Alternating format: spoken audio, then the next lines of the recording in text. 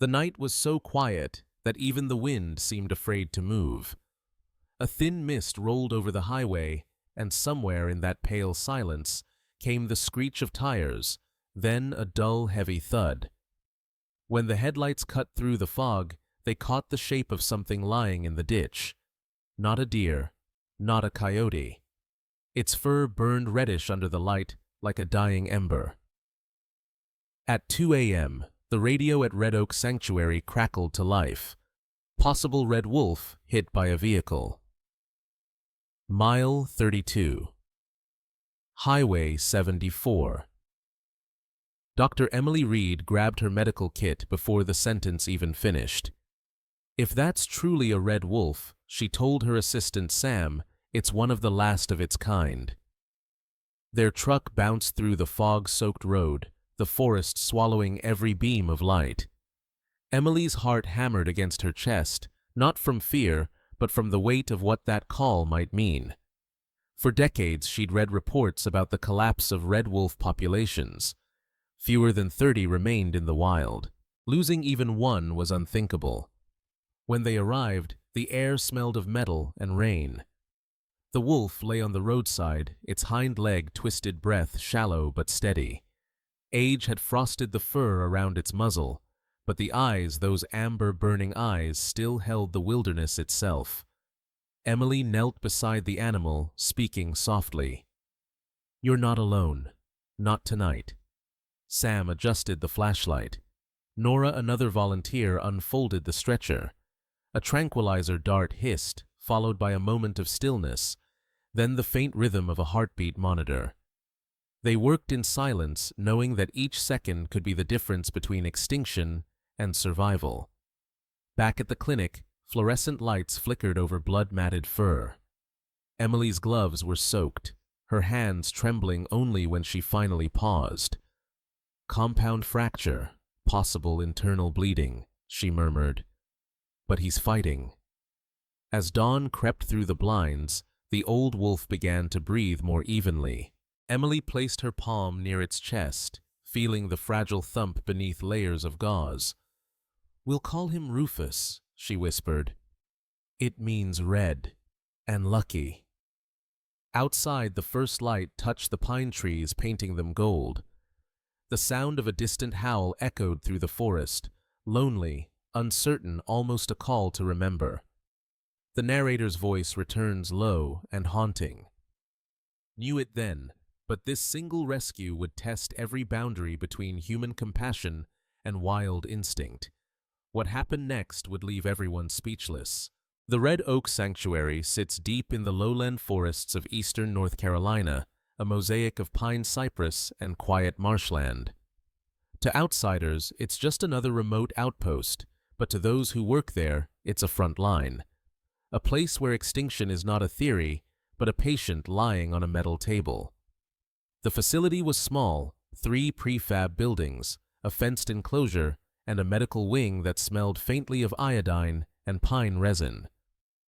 At its heart worked Dr. Emily Reed, 32, wildlife veterinarian and lead medical coordinator for the state's Red Wolf Recovery Program. Emily wasn't born into wilderness. She grew up in Atlanta, surrounded by concrete and the hum of traffic. But a field trip to Yellowstone at age 10 changed her life. Watching a gray wolf move through falling snow, she realized what most people never did, that wildness was fragile, and once gone, it never returns. After graduating from Cornell's College of Veterinary Medicine, Emily worked briefly in Florida, treating sea turtles and pelicans. But something about the red wolf's story, the only wolf species native to the southeastern United States, hunted to the edge of extinction, called to her. In 2022, she joined the federal program under the U.S. Fish and Wildlife Service (FWS). Her colleagues used to joke that Emily didn't talk to people, she talked to patients. Her bond with animals was quiet, instinctive. She could read stress in a heartbeat, fear in the flick of an ear. For now, he slept a shadow of what he once was.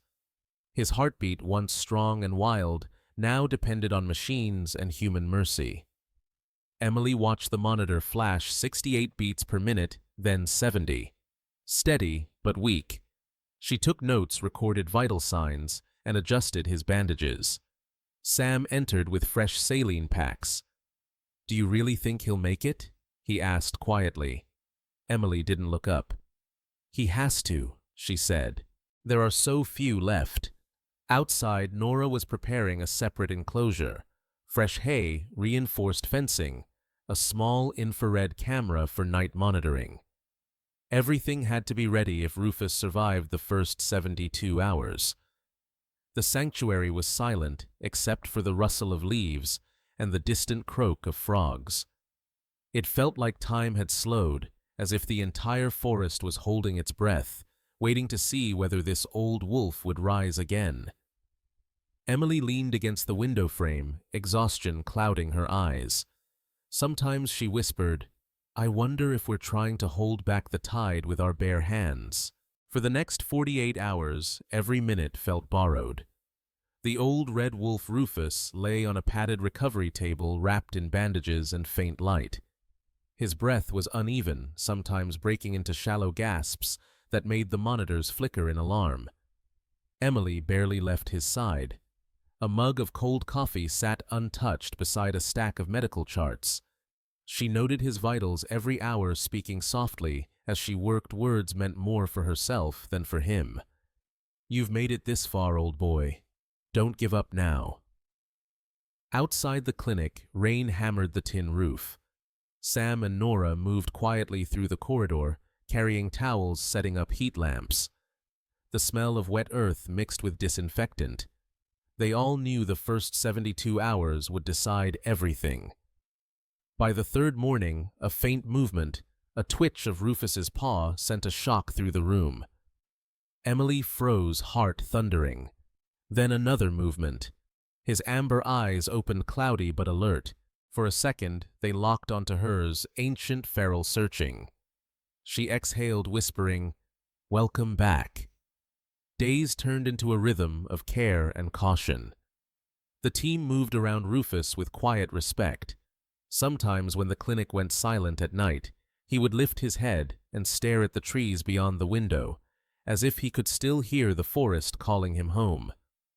Emily often caught herself watching him too long. There was something magnetic in that stare, something that reminded her of why she'd chosen this life. It wasn't about saving animals. It was about saving the idea of wild. But with progress came tension. A call from the state wildlife office reminded Emily of the rules: no imprinting, no emotional dependency. Red wolves were to be prepared for release, not companionship. When she hung up, she sat in silence, staring at the paperwork on her desk. "How do you heal something without caring for it?" she murmured. Sam glanced up. "Maybe that's what makes you good at this. You care anyway." Later that evening, as Emily cleaned the wound, Rufus's paw brushed against her arm. Reflex or trust, she couldn't tell. For the first time, his body relaxed under her touch. His breathing slowed. She whispered, "You're tougher than all of us, aren't you?" From that night on, Rufus began to eat on his own. Each meal brought a little more strength. He explored the corners of the enclosure, sniffing the air, tail flicking in cautious curiosity. His instincts, long suppressed by pain and sedation, were returning. With recovery came questions none of them were ready to face. What would happen when he was strong enough to leave? Would he remember the wild or the humans who saved him? For Emily, the thought of letting him go felt both necessary and unbearable. She'd seen hundreds of rescues, but never one that carried so much history, so much meaning. Rufus wasn't just a wolf, he was a living echo of an entire species struggling to exist. That night, as she recorded her notes, she wrote a single line at the bottom of the page. "If he survives, maybe the red wolves still have a chance." By the fourth week, the air around Red Oak Sanctuary had changed. What began as the anxious hum of emergency care was slowly giving way to something calmer, an unspoken rhythm between humans and wolf. Rufus, the old red wolf, no longer needed sedation or constant monitoring. His wounds had sealed, leaving thin white scars across his flank. The fracture had mended enough for him to walk, though he moved with a slow, deliberate gait, each step an act of quiet defiance against the odds that had almost claimed his life. Every morning, Emily arrived before sunrise. She'd walk past the dew-glazed fence, clipboard in hand, whispering to herself the day's tasks. Temperature check, mobility test, feed at 7:15. It was routine, clinical, professional, but inside it had become something deeply personal. Through the narrow mesh, Rufus watched her every move. His amber eyes no longer held panic. They were calm now, aware, calculating. He had accepted the rhythm too. Over the following weeks, small victories turned into milestones. Rufus began to howl at night, low and resonant. Sometimes the wolves in the distant breeding compound answered back a haunting chorus, drifting through the Carolina pines. Each howl reminded Emily of what waited beyond these fences: freedom, danger, uncertainty. But also belonging. One evening, she stayed late after the others had gone. The moon hung full above the tree line, the night air thick with summer humidity. Rufus paced slowly, restless. She sat near the fence legs crossed, her voice barely above a whisper. "You miss them, don't you?" For a long time he didn't move. Then he lifted his head and howled, not to her, but through her, as if the sound itself was a bridge between two worlds. Emily felt it vibrate through her ribs. It was beautiful and lonely at once. She closed her eyes and let the sound fill the dark. Moments like these defined their bond, not affection, but trust. A silent understanding born from endurance. Emily never forgot that Rufus wasn't hers to keep. Yet somewhere deep down, she also knew that part of her would never belong entirely to the human world again. As the weeks turned into months, Rufus grew stronger. His muscles filled out, his coat thickened to a healthy sheen. Sam often joked, "He looks more like a ghost king now than a patient." One morning, while checking the enclosure cameras, Nora gasped. "Look at this," she said. On the screen, Rufus was stalking a squirrel that had wandered too close to the fence, silent, precise, every movement fluid and wild. It lasted only seconds, but to Emily, it was everything she'd hoped to see. "He's remembering who he is," she whispered. It was their small miracle proof that even when nature fights back, survival is still possible. Later that week, an inspection team from the Fish and Wildlife Service arrived. They measured Rufus's progress, reviewed his medical files, and checked the enclosure's compliance. One officer nodded approvingly. "He's nearly ready for pre-release evaluation." Emily's heart leapt and then sank. Ready for release meant he would soon be gone. That night, she stood outside his pen watching him sleep. His chest rose and fell in rhythm with the forest sounds beyond the walls. She whispered, "You were never meant to stay. I just hope the world is ready for you again." By early summer, the sanctuary felt alive again. Fireflies glittered above the grass at dusk, and cicadas hummed through the heat. Rufus was almost ready. His gait had steadied. His fur gleamed bronze red under sunlight. Emily's team had begun pre-release drills, limited exposure to hunting scents, distant playback of wolf calls, and reduced human contact. Each day pushed Rufus one step closer to freedom and one step further from Emily. That Friday began like any other. The morning report showed stable vitals. Sam fixed the outer fence. Nora logged camera data. The sky was clear, impossibly blue. No one suspected what was coming. By noon, dark clouds rolled in from the Atlantic. Stormwatch just went red, Sam called, scanning his phone. "They say it's building faster than expected." Emily frowned. "Let's secure the medical wing and lock the outer enclosures." Within an hour, rain hit like glass. Winds screamed through the pine line, bending trees sideways. The power flickered once, then died. Emergency lights glowed faint amber. Inside the clinic, monitors beeped on backup battery. Rufus paced restlessly in his pen, muscles tensing at every crack of thunder. "He doesn't like confined storms," Nora shouted over the roar. "None of us do," Emily replied, tying her hair back. She checked the generator still running, but unstable. Lightning split the sky outside, followed by a crash so loud it shook the windows. Then came the sound no one wanted to hear, metal twisting. The east fence. Sam yelled, grabbing a flashlight. Emily followed him into the wind. Rain blinded them, whipping sideways. In the dim light, she saw part of the perimeter fence collapse under a fallen tree. If the breach spread, the storm could destroy the rehabilitation cages, including Rufus's. "Grab the hydraulic cutters," she shouted. They fought through knee-deep water toward the enclosure. Branches tore at their clothes. Rufus was howling now, a deep, panicked sound that pierced the storm. When they reached the gate, Emily's stomach dropped. The inner latch had jammed from debris. Water was rising fast, almost a foot inside. Rufus pressed against the corner, snarling at the flood. "He'll drown if we don't open it," Nora cried. Emily's voice was steady but shaking. "Stand back. I'm going in." Emily. "No, you can't."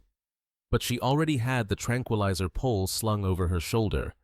The gate creaked open just enough for her to squeeze inside. The rain stung like needles. Rufus turned growling eyes wild. "It's me," she said, voice barely audible. "It's okay."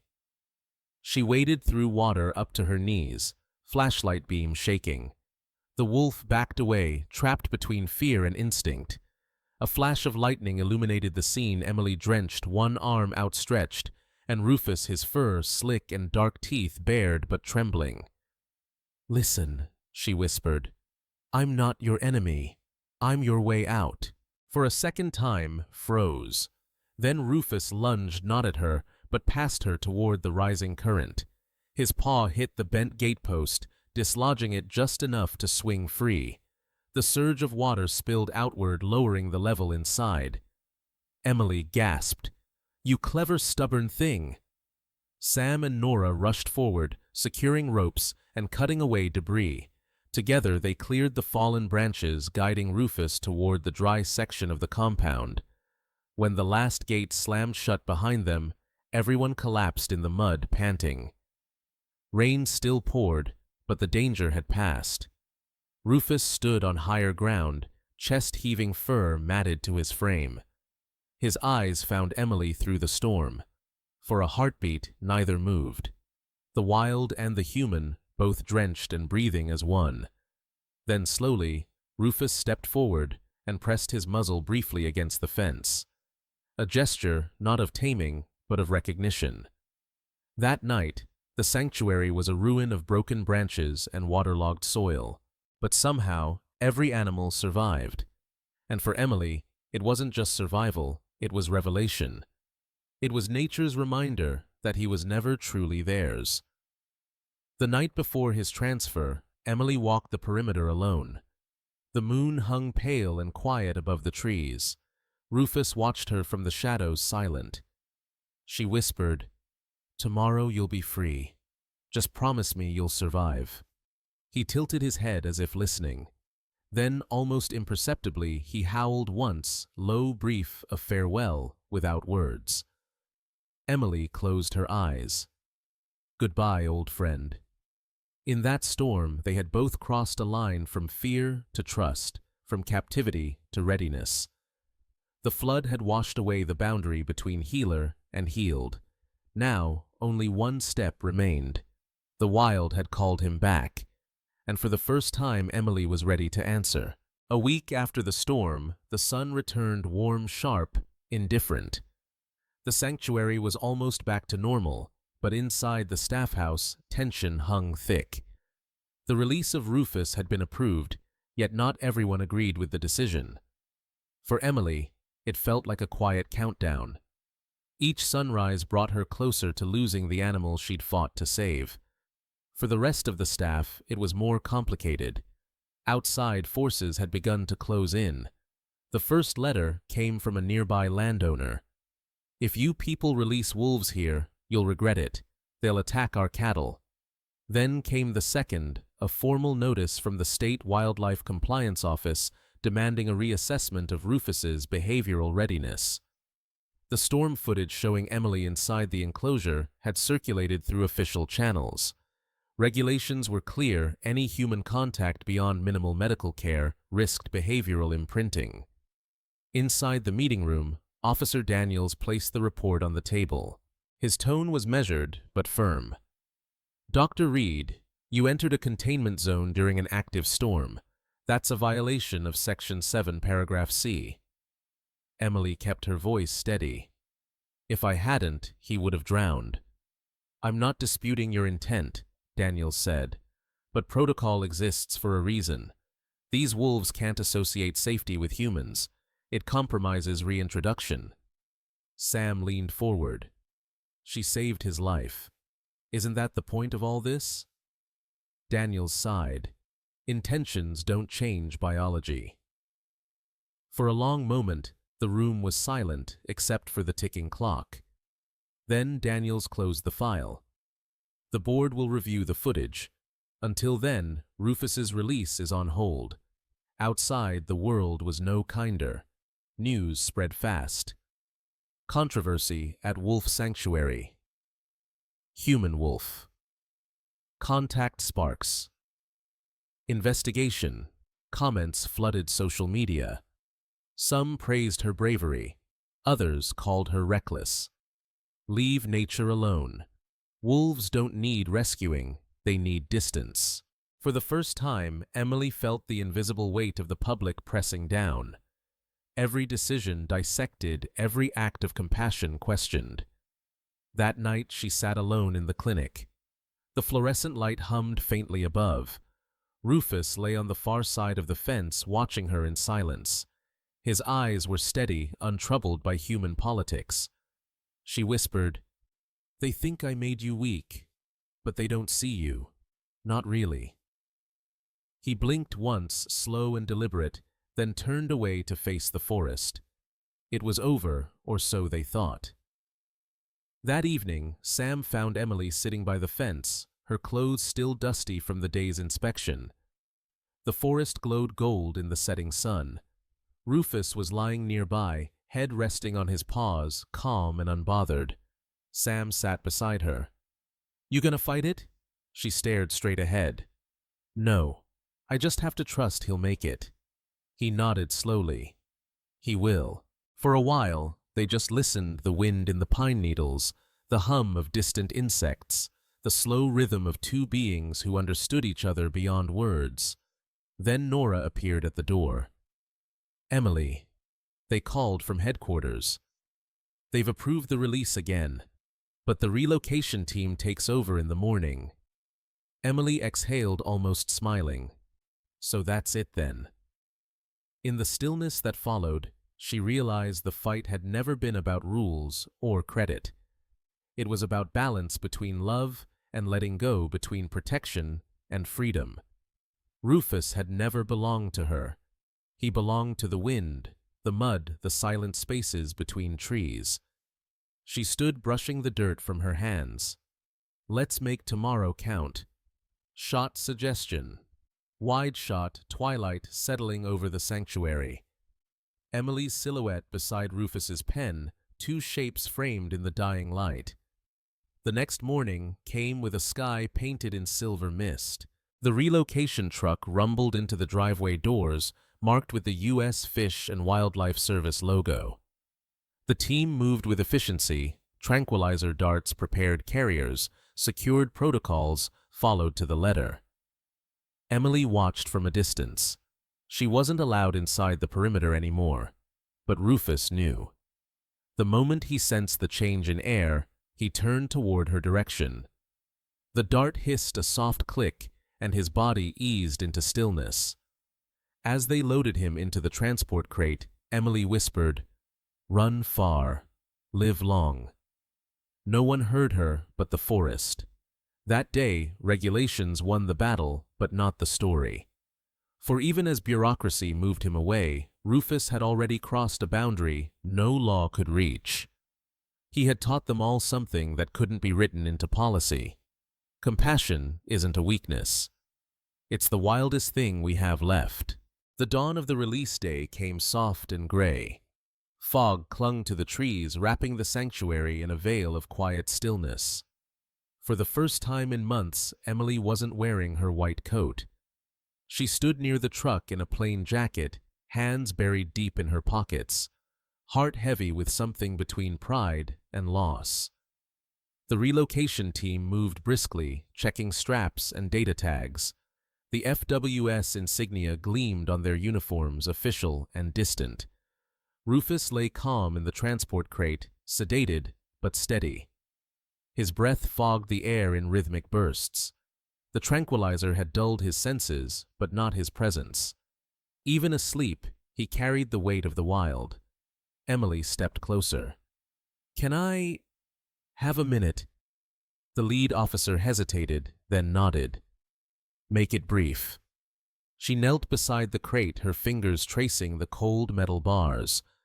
Through the narrow slit, she could see the faint rise and fall of Rufus's chest. "You did it," she whispered. "You came back from the edge. Now you get to go home." Her reflection shimmered on the crate's surface, two survivors mirrored in steel.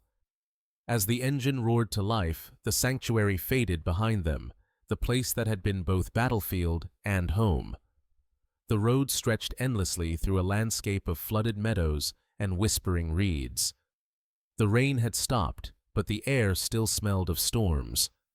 Hours later, they arrived at the release zone. The land was wild and untamed, a sea of long grass and shallow pools reflecting the sky. Egrets lifted off in the distance. The sound of frogs pulsed through the air. "This is it," Daniel said, checking his GPS. "Grid Sector 12, coordinates confirmed." The team moved quietly. The crate was lowered to the ground door facing east, where the morning light broke through the clouds. Emily crouched beside it. Her heart pounded. She wanted to say 100 things, but only one sentence formed. "Whatever happens next, you're free." She pulled the lever. For a heartbeat, nothing happened. Then the door creaked open, and Rufus stepped out, slow, deliberate, regal. The wind caught his fur, scattering droplets of dew like sparks of gold. His nose lifted to the air, tasting the scent of pine and water. He turned once, scanning the humans who stood still behind him. His eyes met Emily's, calm, certain. No fear, only recognition. She whispered, "Go on." He took a step forward, then another. And then, with a final glance, he broke into a run, silent, powerful, a streak of red vanishing into the tall grass. The sound of his paws faded until all that remained was the rustle of wind and the distant call of another wolf somewhere beyond the tree line. Emily exhaled shakily, tears blurring her vision. Sam placed a hand on her shoulder. Nora smiled through tears. Daniels lowered his camera, his voice soft. That was perfect. But even as he disappeared, his presence lingered in the air, in the rippling grass, in the heartbeat of everyone who had witnessed the moment. Emily stood there long after the others packed up. The wind brushed against her hair, carrying faint echoes from deep within the refuge. A howl, low, drawn out, unmistakably his. She smiled. "Thank you."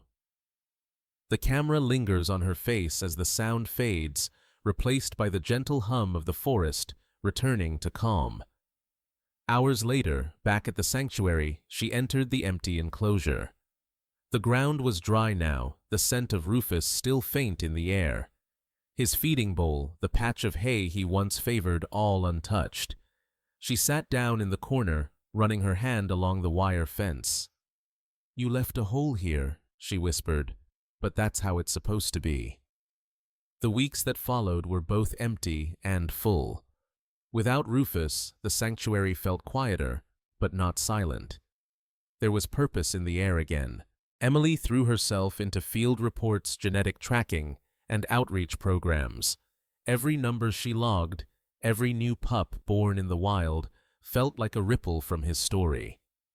Then, one morning, a field camera from the Alligator River site sent back an image. A single red wolf, older unmistakable, standing on a riverbank under dawn light. Beside him, smaller figures, 2 pups, their fur pale and bright. Emily froze, staring at the screen. Her hand trembled. Sam leaned over her shoulder. "Is that?" She nodded, voice breaking into a smile. "It's him. It's Rufus." He had not just survived. He had reclaimed his place, father-leader symbol of hope. Emily printed the photo and pinned it to the sanctuary wall, beneath the handwritten note from months ago: "If he survives, maybe the red wolves still have a chance." Now, there was no if. Autumn came quietly to North Carolina. The air grew thin and cool, and the forests around Red Oak turned crimson and gold. In the mornings, mist curled between the trees, like memory refusing to fade. It had been 3 months since Rufus returned to the wild. 3 months since Emily had last seen those amber eyes. And yet somehow he was everywhere, in the echo of a howl at dusk, in the paw prints by the sanctuary's edge, in the rustle of pine needles beneath her boots. The sanctuary had changed too. Repairs were complete. New animals had arrived: an injured hawk, a fox with a broken paw, 2 orphaned wolf pups transferred from another site. Life had resumed its rhythm. But to Emily, everything carried a new kind of weight, a deeper purpose. For Emily, the work no longer felt like fighting extinction. It felt like nurturing resilience, a constant reminder that the line between survival and loss was thinner than ever, and every choice mattered. Once a week, she visited the Alligator River Refuge for monitoring duty. The landscape there always took her breath away, miles of silent marshland, broken only by the rippling song of wind through grass. On one of those visits, just as the sun began to sink, she heard it, a distant howl, low and familiar. Her heart froze. She turned toward the sound. Through her binoculars, a flash of movement, a red silhouette against the reeds. And then another smaller one beside it. She smiled. "You kept your promise." For a long while she just stood there, letting the cold air sting her cheeks, the call fading slowly into twilight. The sanctuary's success with Rufus brought new attention. Local news covered the story, environmental groups offered grants, and schools requested tours. The wolf that returned home, they called him. Emily began giving talks at community centers, showing photos, and explaining the fragile recovery of the red wolf population. She spoke not as a hero, but as a witness. "These animals don't need our pity," she told one audience. "They need our respect. We save them not because they're helpless, but because we owe them the space to exist." Her words carried across classrooms and conference halls, weaving science with empathy. Kids listened, wide-eyed teachers wiped their eyes, and for once the word wolf no longer meant fear, it meant hope. Some stories don't end where you expect them to. They echo through places, through people, through every life touched along the way. Rufus's return was proof of that echo, a reminder that what we heal heals us in return. Rufus had returned to the wild, but his story had rooted itself in every heart that heard it. In a world that often forgot how to listen, one wolf had taught humanity to do just that, to pause, to protect, to remember. The final shot drifts upward, the sanctuary small beneath the vast Carolina sky. A single red wolf runs along the tree line, blending into sunlight, disappearing just as the screen fades to white. Some stories are measured not in days or months, but in the ripples they create. Rufus's journey from the roadside to the heart of the wild was one such story, a testament to survival, trust, and the fragile beauty of life. At Red Oak Sanctuary, every volunteer, every veterinarian, every late-night shift mattered. Each careful stitch, each measured dose, each whispered word contributed to one undeniable truth. Even the smallest act can shape the future of an entire species. The red wolf is more than just an animal. It is a symbol of resilience of ecosystems held together by the quiet persistence of life. With fewer than 30 wolves remaining in the wild at any given time, every individual carries a weight far beyond itself. Rufus's story illustrates a delicate balance, the line between intervention and independence, compassion and respect. Emily learned, as all caretakers do, that love is not possession. Sometimes the greatest gift we can give is freedom, the right to live, to roam, to be wild. And yet, freedom comes with responsibility. Protecting the red wolf means protecting their habitat, educating communities, and adhering to strict guidelines that ensure their survival. Human interference, no matter how well-intentioned, must always be measured against the needs of the wild. For those watching, the lesson is simple but profound. Every effort to rescue, to rehabilitate, to conserve counts. Each life saved is a thread in the tapestry of nature, fragile yet enduring. Rufus survived not just because of skill, but because of empathy, dedication, and careful adherence to conservation principles. This story does not end with one wolf's freedom. It continues in every action taken to protect these creatures, in every volunteer who steps into the cold before dawn, in every child who learns to appreciate the wild rather than fear it. And for Emily, the lesson is as clear as Rufus's amber eyes. Success is measured not in control, but in the trust we cultivate. By helping Rufus survive and return to the wild, she became part of a larger story, one where hope is tangible, where life persists even against staggering odds. Rufus ran free, as all wild wolves are meant to. Yet his story remains with us, a heartbeat that echoes in every tree, every creek, and every human heart willing to listen.